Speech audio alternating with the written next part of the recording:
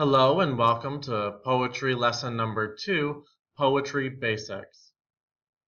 Today we're going to focus on how to read poetry out loud. Poems sometimes are not only meant to be seen, but heard as well. So reading them as intended is a very important skill to have with poetry. When we read poetry, we want to make sure we're reading slowly and not too fast. Even though they may be presented in short lines, we don't want to rush through it.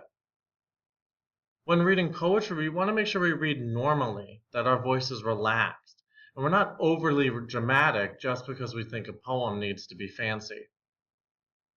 Also, we do not want to stop at line endings. We want to only pause when there's punctuation, just like when reading a normal sentence. We're going to take a look at Bill Collins' Introduction to Poetry.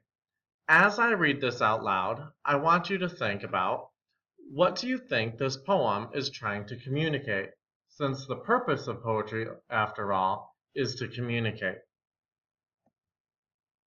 Introduction to Poetry by Billy Collins. I asked them to take a poem and hold it up to the light like a color slide, or press an ear against its hive. I say drop a mouse into a poem and watch him probe his way out, or walk inside the poem's room and feel the walls for a light switch. I want them to water ski across the surface of a poem, waving at the author's name on the shore. But all they want to do is tie the poem to a chair with rope and torture a confession out of it. They begin beating it with a hose to find out what it really means. So while reading that, I made sure it was relaxed, it wasn't too fast, and I didn't stop at line endings. You shouldn't be reading it like, I asked them to take a poem and hold it up to the light, like a color slide, or press an ear against its hive. It doesn't flow, it doesn't make sense, it's choppy, you can't understand it. Just relax, don't pause at the line endings, and don't be overly dramatic. I asked them to take a poem and hold it up to the light like a color slide, or press an ear against its hive. I say drop a mouse into a poem and watch him probe his way out, or walk inside the poem's room and feel the walls for a light switch. I want them to water ski across the surface of a poem, waving at the author's name on the shore. But all they want to do is tie the poem to a chair with rope and torture a confession out of it. They begin beating it with a hose to find out what it really means. What do you think this poem means? What is this poem trying to communicate? Now, when looking at how to understand poetry, there are a few things that we need to be able to find, such as the speaker, diction, and tone. Now, a speaker is going to be the person or character saying the words of the poem. This is not always the author. The poet is not necessarily saying the words of the poem. There is a character or speaker who does it for them. The next thing you want to take a look at is diction.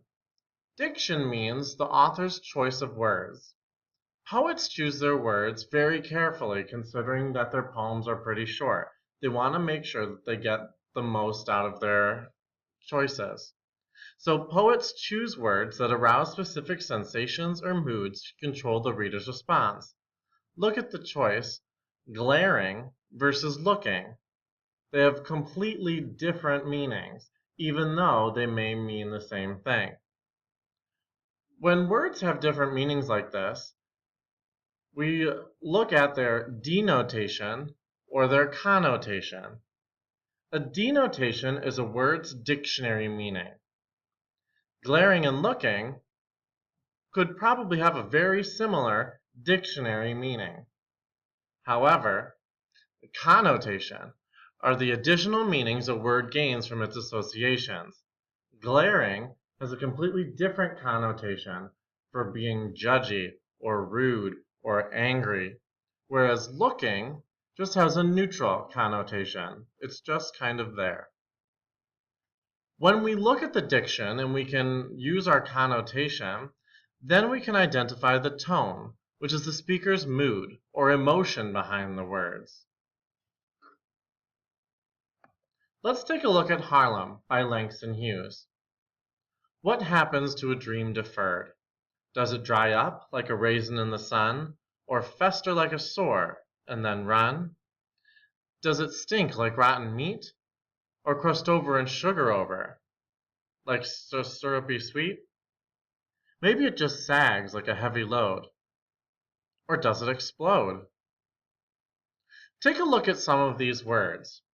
What are some powerful words that you see here on the page? When I look at this, I see words like dry up, raisin, fester, sore, stink, rotten, crust, syrupy, sags, heavy. All of these words are very negative. They're gross or harsh or just not things that you want around. Now, when describing that, that's what happens to a dream deferred, or a dream that is not achieved, or a dream that is put aside for later. Well, if we look at how Langston Hughes describes these dreams that are put away for later, it's not good. Meaning you should probably not put your dreams away for later, because that could be destructive. Look at the word explode. A dream that you put aside could be dangerous. So don't put your dreams aside, and make sure that you achieve them. That's how looking at diction and word choice can help us analyze a poem. We'll practice more of this in class. See you tomorrow.